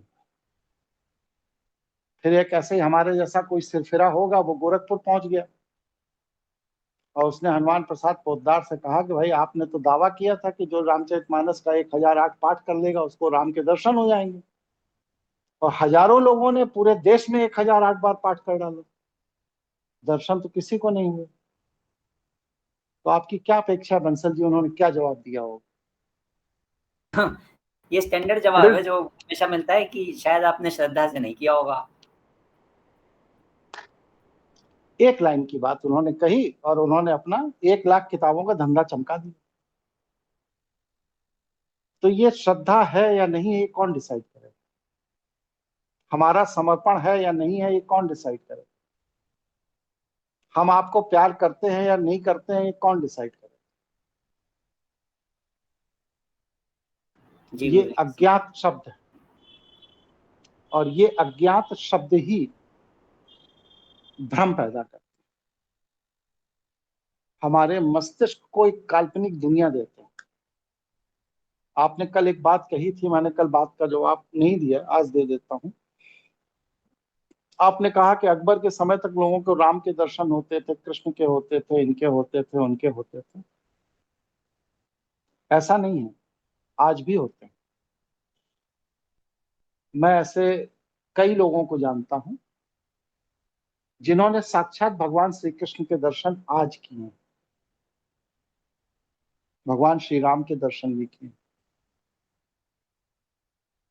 अब हम इसको ये मानते हैं एज ए योगेश मिश्रा कि जब आप अपनी मानसिक तरंगों को ब्रह्मांडीय ऊर्जा में उस स्तर तक ले जाने में सक्षम होते हैं जहां पर यह ऊर्जाएं एग्जिस्ट करती हैं और उनसे आपका संवाद होता है, तो आपको दर्शन होते हैं, इसमें कोई संदेह नहीं। ये मेरा अपना मानना। मनोचिकित्सक क्या कहते हैं? मनोचिकित्सक ये कहते हैं कि जब आप रातों दिन किसी एक विग्रह, किसी एक चित्र को बराबर देखते रहते हैं, तो आपका मन, आपका मस्तिष्क सम्मोहित हो जाता है, और जब मन और मस्तिष्क सम्मोहित हो जाता है तो कुछ क्षण के लिए आपको ये लगता है कि वह विग्रह वाला भगवान आपके सामने खड़ा है। अब अरुणाचल प्रदेश में जितने भी राम के दर्शन होने वाले हैं उनको सब नेपाली टाइप के राम मिले, जिनकी नाक चपटी थी, और नर्मदा नदी के नीचे जितने लोगों को राम के दर्शन हुए उनको सब काले कलूटे भुजंग वाले राम मिले, क्योंकि वहां इसी तरह के मनुष्य दिखाई देते हैं। हमारे यहाँ अयोध्या क्षेत्र में राम अलग तरह के। अगर राम की ऊर्जा और राम का चित्र से राम का अनुमान लगाना है तो राम को तो सब जगह एक ही जैसा दिखना चाहिए ना, अगर राम एक ही है तो। लेकिन हर जगह अलग अलग दिखते हैं। कोई भी दो लोगों को जो राम दिखे, उन दोनों को बिठाकर बात करिए और उनसे कहिए कि आप इसको डिजाइन बनाइए, तो वो अपने राम को उसी तरह से व्यक्त करेगा जैसा उसने आज तक मनुष्य को देखा है। निगरों का राम अलग होगा, यूरोपियन कंट्री का राम अलग होगा, जापानीज का राम अलग होगा, ऑस्ट्रेलियन कंपनी का राम अलग होगा, कंट्री का राम अगर एक ही है तो सबको एक ही तरह से दिखना चाहिए। लेकिन इसके बाद भी राम एक ऊर्जा है, ईश्वर का अंश है। वह ब्रह्मांड में जिस स्तर की ऊर्जा है, वहां तक अगर आप अपनी मानसिक यात्रा से पहुंच जाते हैं तो आपको राम आज भी दिख सकते हैं। मैं उनके अस्तित्व को चुनौती नहीं दे रहा हूं, लेकिन जिनको दिखते हैं वह एक मन स्थिति है। उस मन स्थिति में जब मस्तिष्क पहुंच जाता है तो भगवान दिख जाते हैं। इसीलिए वैष्णव लोग शरीर को कमजोर करने का प्रयास करते हैं। कैसे? निर्जला एकादशी पानी मत पियो, चावल मत खाओ, महीने में 4 बार व्रत रहो, इस दिन ये मत करो, मतलब कि निषेधात्मक जीवन शैली। ये मत करो, ये मत करो, ये मत करो, ये मत करो। क्या करो पता नहीं, मत करो पहले बता देंगे। और मत करो करते करते करते करते स्थिति क्या हो जाती है कि आपके शरीर को पोषक तत्व मिलने बंद हो जाते हैं।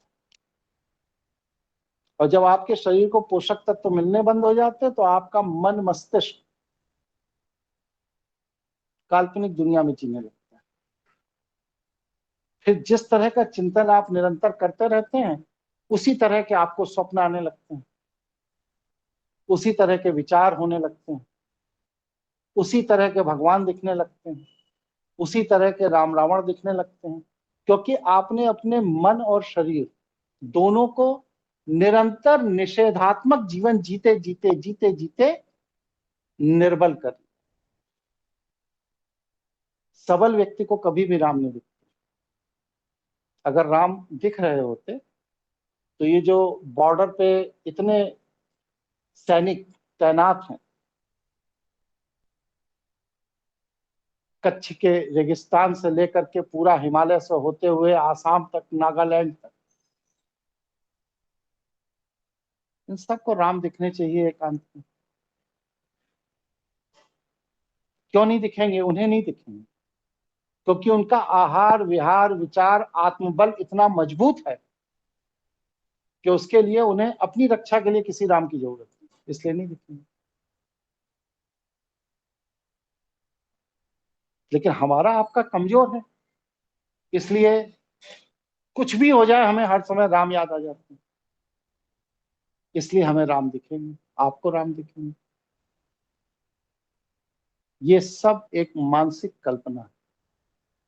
लेकिन इसका तात्पर्य, मेरी बात फिर समझ लीजिए, इसका तात्पर्य ये बिल्कुल नहीं है कि राम का अस्तित्व तो नहीं है। राम एक ऊर्जा है, एक स्थापित ब्रह्मांडीय ऊर्जा के केंद्र में वह व्यक्ति ऊर्जा रूप में, वह ऊर्जा मौजूद है जिसकी अनुभूति आप कर सकते। लेकिन ये मानसिक शक्तियों को विकसित कर लेने के बाद का विषय है।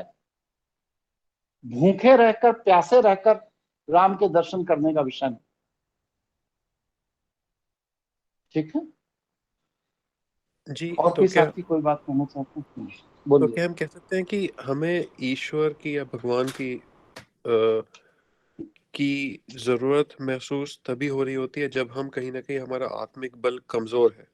अगर हम आत्मिक आपको बचपन से ही आपको प्रशिक्षित ही इस तरह किया जाता है कि आपका आत्मिक बल कमजोर है और बिना भगवान के आप जी नहीं सकते।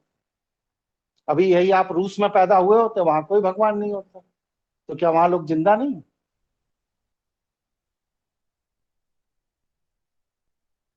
गुरु जी एक बात कहना चाहूंगा, आपकी जो निर्जला व्रत वाली इससे बात आई, माँ ने व्रत किया था कि निर्जला व्रत है। मैं कहा क्या होता है निर्जला, क्या होगा, मैं कैसे बता तू व्रत कर रही है, क्या तो मेरा निर्जला व्रत है तो मुझे कुछ खाना बनाना तो है नहीं। मैंने कहा होगा क्या, कहती पता नहीं। मैं कहा अच्छा, तो वो माँ बोल गई मम्मी की तेरे गुरुजी भी करते हैं। मैं कहा मेरे गुरुजी तो कोई सा व्रत नहीं करते, करते हैं तो उनको 40 दिन भी कर लेंगे, नहीं तो नहीं करेंगे, लेकिन ऐसा नहीं कि जिस दिन एक जो फिक्स डेट है उस पर करेंगे, ऐसा नहीं करेंगे। तो मैंने कहा नहीं ऐसा नहीं होता है। तो मैं कहा क्या है फिर ये सब, मैं कहा ये तेरा डर का बिजनेस है, तू डर के मंदिर में जाएगी, वहाँ डर के नाम से भगवान को पैसा चढ़ाएगी कि मेरे बच्चे का ऐसा हो वैसा हो। मतलब सारा जो खेल है तेरे मतलब डर का है, और ये डर का बिजनेस है, इससे ज्यादा कुछ नहीं। जब देश आजाद हुआ तो ये हुआ संघ ज्यादा ताकतवर है या कांग्रेस, इसका निर्णय लेना। तो 26 जनवरी 1950 का दिन घोषित किया गया। इस दिन पूरे देश में तिरंगा झंडा फहराया जाए। कांग्रेस के जितने चमचे थे वो पूरे देश में अपना शक्ति प्रदर्शन करने के लिए देश भर में उन्होंने तिरंगा झंडा लगवाया, लेकिन जो संघ को मानने वाले थे उन्होंने नहीं लगाया। क्यों? क्योंकि उनके लिए 30 जनवरी 4 दिन बाद का दिन फिक्स किया गया था कि उन्हें 30 जनवरी को लगाना है।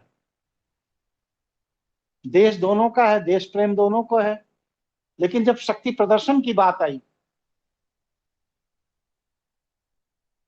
तो नेहरू जी की लोकप्रियता ज्यादा है या संघ की, ये जब डिसाइड करने की बात रही तो 2 अलग अलग तारीखों को तिरंगा लगवाया गया।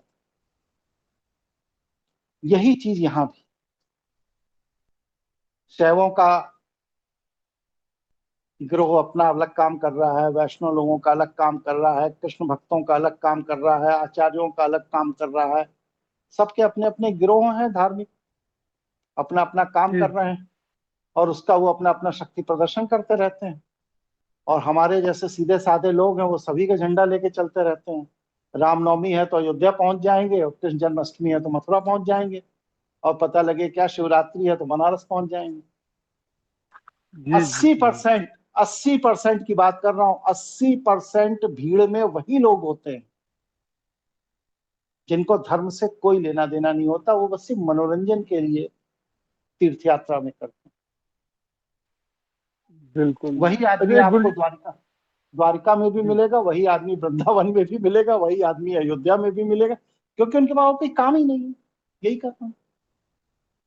हाँ बताइए क्या कह रहे हैं। एक बड़ी परंपरा है जल चढ़ाने की कि भाई जैसे किसी के ये जो 4 धाम यात्रा करते हैं उसमें कहते हैं कि भाई पिताजी गुजर गए, उनका श्राद्ध चल रहा है, आप तीर्थ यात्रा कर 4 धाम यात्रा करके आइए, जल लाइए चढ़ाइए, उसके बाद आपको उनका वो करने की जरूरत नहीं, क्या कहते हैं श्राद्ध।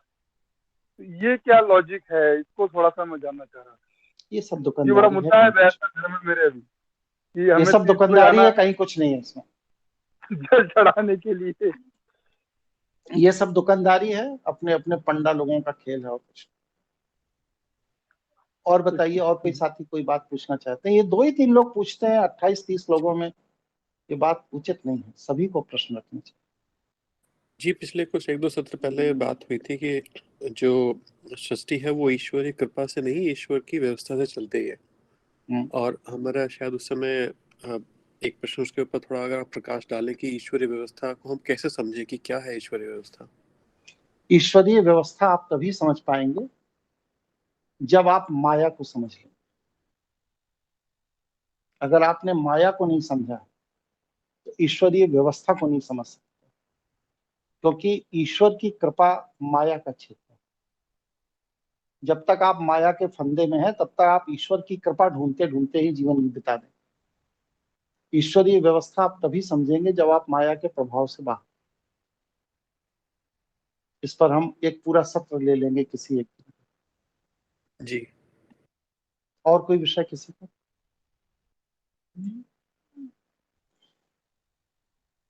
चलिए,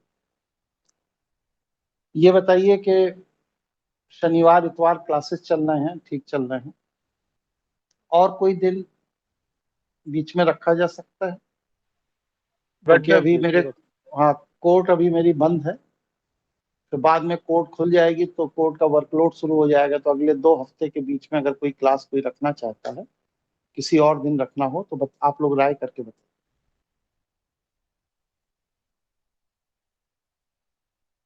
जी रख सकते हैं सभी साथियों को, अगर ठीक लगेगा तो। थोड़ा डिफिकल्टी है गुरुजी, वो ऑफिस का वैसे तो चल रहा है नोटिस पीरियड में, लेकिन फिर भी वो मन नहीं मानता, वो काम करने की आदत उतनी है और लेट नाइट हो ही जाता है, क्षमा करें।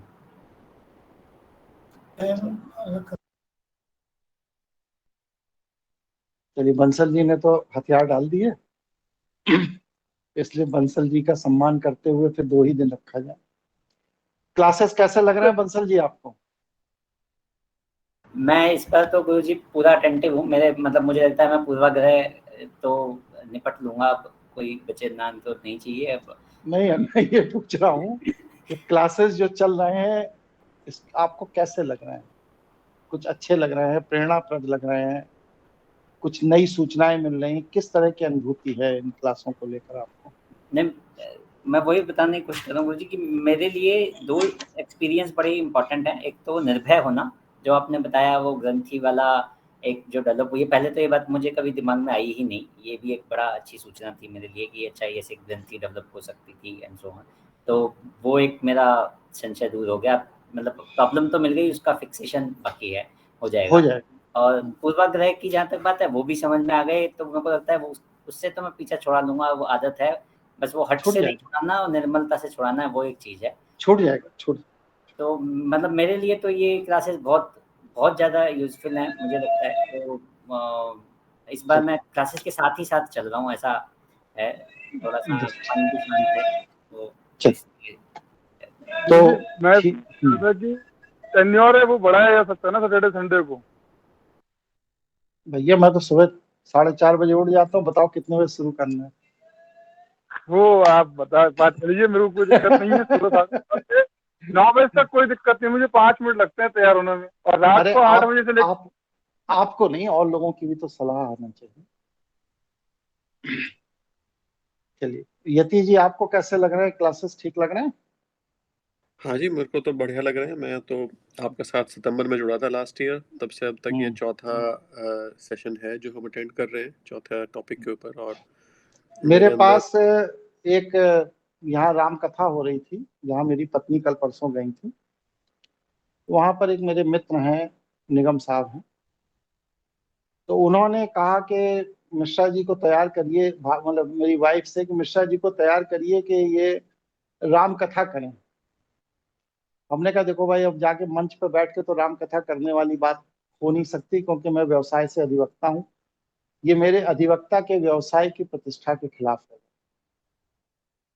लेकिन अगर आप लोगों की राय और मत बने तो रामायण पर शोध कार्यों को लेकर के क्या कोई इस तरह का एक 10-15 एपिसोड, 20 एपिसोड का कार्यक्रम रखा जाए, उचित रहेगा? हाँ जी, अच्छा विचार है। देखिए आपने शिव संवाद का रखा है, ऐसे किया जैसे शिव संवाद का रखा गया था उसी तरह। हाँ जी, सबसे बड़ी समस्या क्या है कि एक तो इंफॉर्मेशन जो अवेलेबल है आम समाज में वो गलत इंफॉर्मेशन है, तो उसके काउंटर में कोई सही इंफॉर्मेशन है ही नहीं, तो या तो इंफॉर्मेशन नहीं है और है तो गलत है, तो उसके चलते हुए समाज भ्रमित है। और आपने जो इतनी रिसर्च की है, आप समय निकाल के अगर वो कुछ चीजें क्लियर कर पाएंगे, किसी के भी 2-4 10-5 लोगों का ही भला होगा। हम वो भाग्यशाली लोग हैं जो कि आपके साथ जुड़े, और हमें चीजें बहुत फर्क है। मतलब मैं अपने बारे में कह सकता हूँ कि मानसिक स्तर पे, व्यवहारिक स्तर पे मेरे अंदर बहुत बदलाव है, पॉजिटिव है। क्या ये और बेहतर हो सकता था? हाँ बिल्कुल हो सकता था, कहीं ना कहीं मेरे प्रयास में कुछ कमी रही होगी, या ये हो सकता है कि वो तली इतनी मोटी होगी, गर्म होने में टाइम लग रहा है। और फिर देखें तो भाई बाकी बहुत साथी आपके साथ सालों से जुड़े हुए हैं, मैं तो सिर्फ 6 महीने से, पर उसके बाद भी मुझे अपने अंदर बहुत परिवर्तन, पॉजिटिव परिवर्तन अनुभव हो रहा है। तो मेरे विचार से अच्छा रहेगा जी, आइडिया अच्छा है। आप सब लोग अपनी राय बना लीजिए, अगर राय बन रही है तो उसका एक व्हाट्सएप पर भेज दीजिएगा, इसी संस्कार चिकित्सा के ग्रुप में या किसी में भी, तो फिर इस कार्यक्रम के पूर्ण होने के बाद फिर राम कथा पर भी विचार कर लिया। आप तो राम कथा कर दोगे जी, पर वो जो निगम साहब है उनका राम कथा से भरोसा उठ जाएगा उसके बाद।